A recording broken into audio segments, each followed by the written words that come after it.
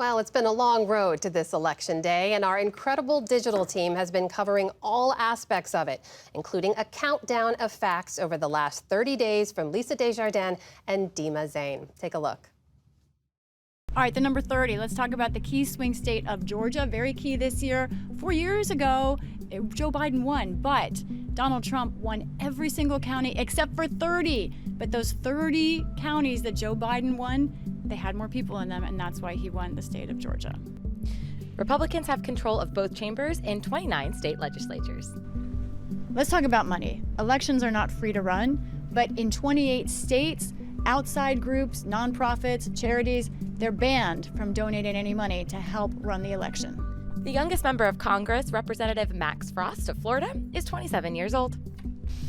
New York has 26 congressional districts. Why does that matter? Because Democrats hope to flip at least 4 of them and use that to take over the House of Representatives. Just 25 counties in the country voted for the winner in the last 3 presidential elections. Okay, this one's a little nerdy.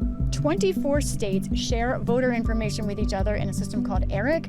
The idea is to block illegal voters, people who try and vote twice, but that is fewer states than used to be on that system because a bunch of red states dropped out.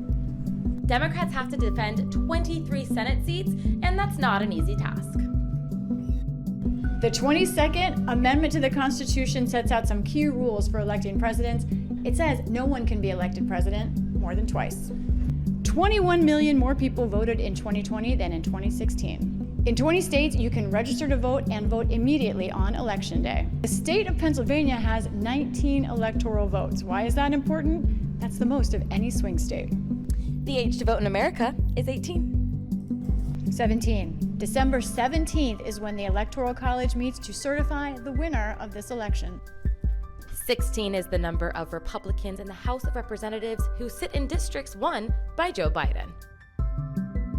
Only 15 people have become president after being vice president. Last year, 14 states changed their election laws that changed access to voting. Joe Biden ran for office 13 times. He won 10, lost 3, all in presidential primaries.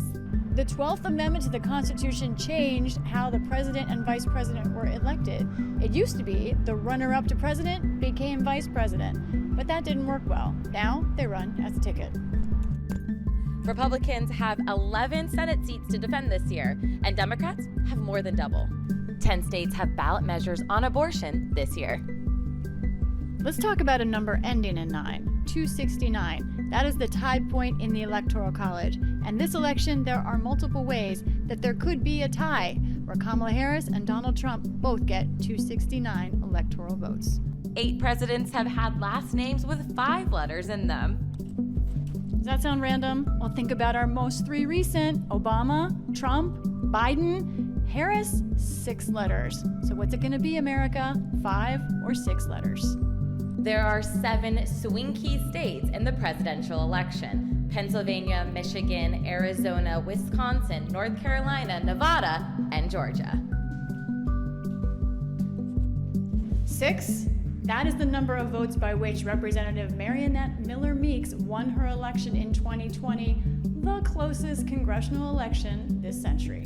In 2020, 5 swing states flipped from Trump to Biden. That's how Biden won.